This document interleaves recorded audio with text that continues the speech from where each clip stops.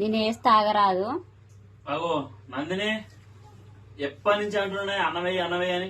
ఇంకా ఏవైతే ఇక నాకేం ఆకలి అవుతుండే దెబ్బ దెబ్బ వేసేదాకా కూడా ఆగవెందుకు నువ్వు? ఎప్పుడు ఎత్తావు నందిని? ఆకలి కొట్టుకోబోతున్నాయి. ఆకలి అవుతుంది మరి. ఇలా పప్పు దోసకాయ వండినావు కదా, మంచిగా ఉంది, సూపర్ ఉంది. కొంచెం కూడా లేట్ గానియో.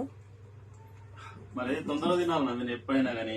ఇది రోజు ఊకో ఎంత మంచిగా చూడాలి. ఇంకా ఏంది కాలుతుంది ఏంది నందిని?